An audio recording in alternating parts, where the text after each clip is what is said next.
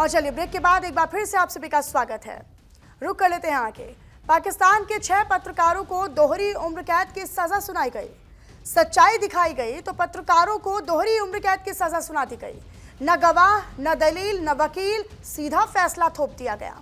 अदालत ने यूट्यूबर आदिल राजा, पत्रकार वकाहत सईद खान को दो बार उम्र कैद की सजा दी है। साबिर शाकिर, शाहीन सहबाई, हैदर रजा मेहदी को 2 बार उम्र कैद की सजा दी गई है। मोईद पीरजादा और अकबर हुसैन को 2 बार उम्र कैद की सजा सुना दी गई। दरअसल 2023 में उस वक्त जब दंगे भड़के थे, 9 मई 2023 को, जब पूर्व प्रधानमंत्री इमरान खान को गिरफ्तार किया गया था और इसके बाद पाकिस्तान के कई हिस्सों में हिंसा हुई थी। सरकारी इमारतों में तोड़फोड़ की गई थी। आरोप था कि इन लोगों ने, जिनको अब सजा सुनाई गई है, इन्हीं लोगों ने डिजिटल प्लेटफॉर्म के जरिए डिजिटल आतंकवाद फैलाया। लिहाजा आसिम मुनीर के इशारे पर डिजिटल आतंकवाद का मुकदमा लगा दिया गया। बताया गया कि आरोपियों ने सोशल मीडिया और डिजिटल चैनलों का इस्तेमाल कर हमलों को उकसाया, उन्हें आसान बनाया और हिंसा को बढ़ावा दिया, जो आसिम मुनीर और पाकिस्तान की आर्मी के खिलाफ थी। जिसके बाद आसिम मुनीर के इशारे पर दंगे के केस को आतंकवाद का केस बना दिया गया और फिर यह सजा सुना दी गई। एंटी टेरर कोर्ट यानी एटीसी के जज ताहिर अब्बास सिप्रा के आदेशों के अनुसार आदिल राजा, वकाहत सईद खान, शाहीन सहबाई और हैदर रजा मेहदी के खिलाफ इस्लामाबाद के रमना पुलिस स्टेशन में केस दर्ज किए गए थे। वहीं साबिर शाकिर, अकबर हुसैन और मोईद पीरजादा के खिलाफ आप पारा पुलिस स्टेशन में एफआईआर दर्ज हुई थी। इन पर पाकिस्तान के खिलाफ युद्ध की साजिश का आरोप लगा है। कोर्ट ने कहा है कि जुर्माना नहीं भरा तो सजा 6 महीने के लिए और एक्सटेंड की जाएगी, बढ़ा दी जाएगी। एमनेस्टी इंटरनेशनल और रिपोर्ट्स विदाउट बॉर्डर यानी आरएसएफ ने पत्रकारों को चुप कराने के लिए इन कानूनों का इस्तेमाल का आरोप लगाया।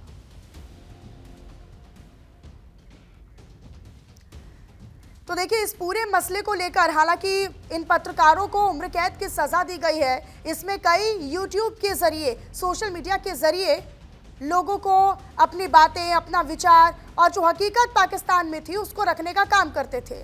लेकिन अब क्योंकि सबसे बड़ा उदाहरण अभी कुछ समय पहले ही आदिल राजा, जिसका हम जिक्र भी कर रहे हैं, जिसकी हमने तस्वीर भी आपको दिखा रहे हैं, आदिल राजा, पाकिस्तान सरकार ने आदिल राजा को कुछ समय पहले आतंकवादी घोषित किया पहले, और उसके बाद ये भी आरोप लगाए कि वो देश के खिलाफ नैरेटिव फैलाने का काम कर रहे हैं और इसी आरोप में आतंकवाद घोषित कर दिया। पाकिस्तान के गृह मंत्रालय ने इस हफ्ते ये कहा था, पाक सरकार ने आदिल राजा को एंटी टेररिज्म एक्ट के तहत प्रतिबंधित व्यक्ति घोषित कर दिया है। और न केवल आदिल राजा बल्कि ऐसे तमाम पत्रकार जो आवाज उठाने का काम कर रहे थे, जो इमरान खान का सपोर्ट कर रहे थे, या जो पाकिस्तान में हकीकत हो रही है, जो सच्चाई है, उसको डिजिटल प्लेटफॉर्म या अन्य प्लेटफॉर्म्स पर, अन्य मंचों पर दिखाने का काम कर रहे थे, सच्चाई कुल मिलाकर अगर बताने का काम कर रहे थे, तो उनको आतंकी घोषित किया और फिर उनको केस में लगाकर उन पर यह सजा थोप दी। सवाल यह है कि क्या पाकिस्तान में अभिव्यक्ति की आज़ादी पूरी तरह समाप्त हो चुकी है? क्या पत्रकारों को सच बोलने, सच दिखाने या हकीकत बताने के आरोप में इस तरीके से उन पर झूठा आरोप लगाया जाएगा और फिर उन्हें आतंकी घोषित किया जाएगा? तो देखिए, ये जो हम आपको तस्वीरें भी दिखा रहे हैं, 6 पत्रकारों की तस्वीर है।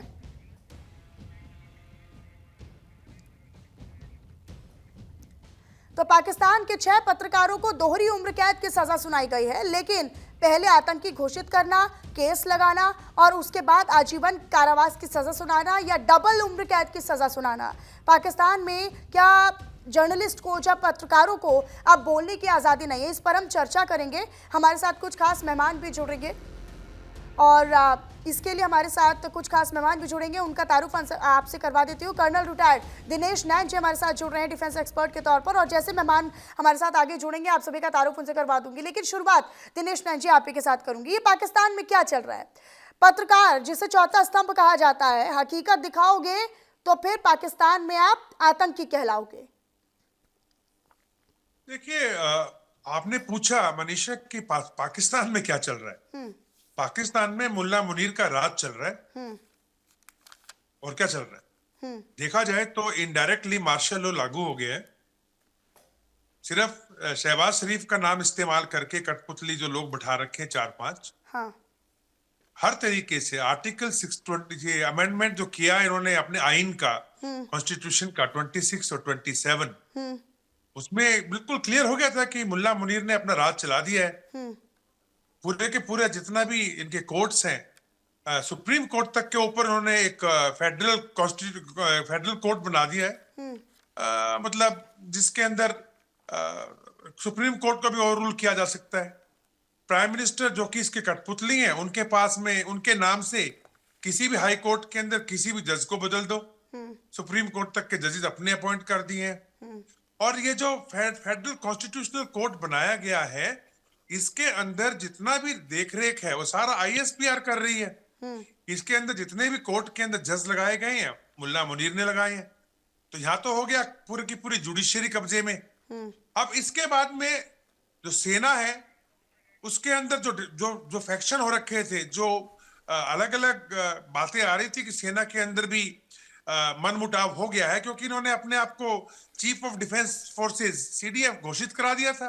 अब वो घोषित तो इन्होंने कर लिया, लेकिन ये तो मानो मनीषा कि जो लोग 15-15, 20-20 साल, 25-25 साल से नौकरी कर रहे थे सेना के अंदर पाकिस्तान की, चाहे वो एयरफोर्स था चाहे वो नेवी थी, सभी के सभी, सब कौन चीफ नहीं बनना चाहता, सब बनना चाहती हैं। और आप उनके उस चीफ बनने के ऊपर आपने लगा दिया एक तरीके से फुल स्टॉप।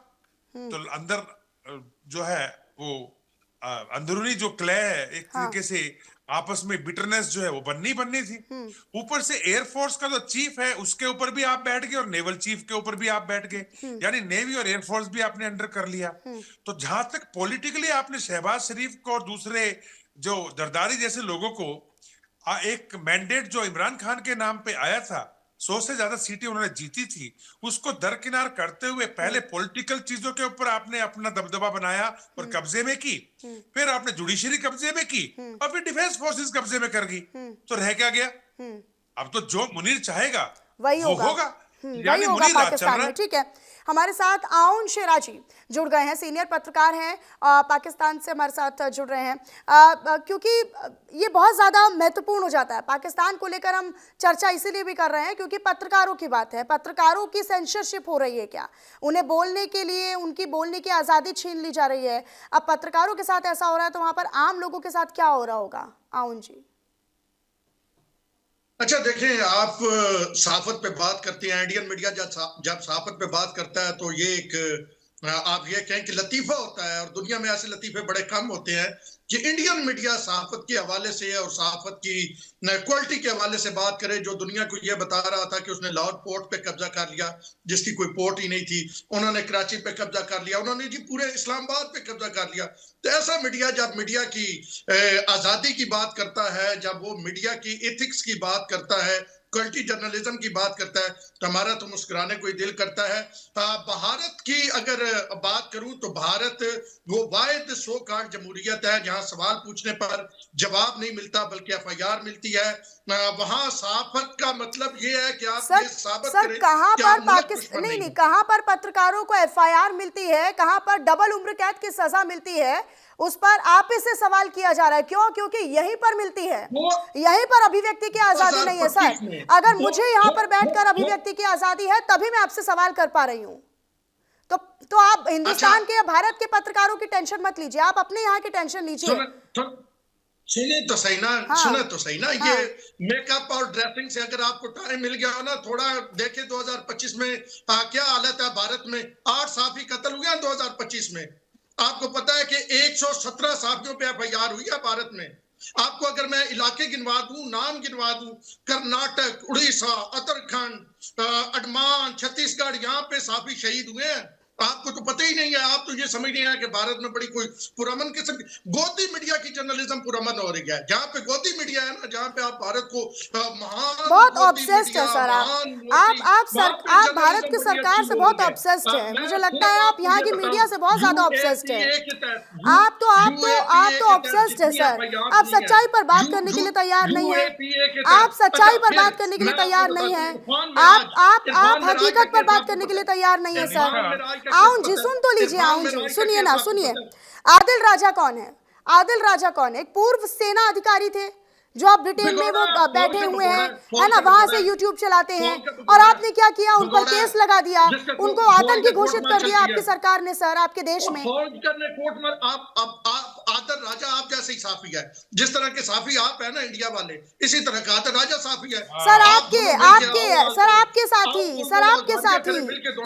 साथी हैं, आपके देश का व्यक्ति है। नहीं, मेरा साथी नहीं है, आदर राजा जर्नलिस्ट है नहीं, आपको आदर राजा के बैकग्राउंड का नहीं पता। आप मुझे बताएं आदर राजा कौन है? आपने मुझे बताया आदिल राजा कौन है? आपने मुझे बताया आदिल राजा कौन है?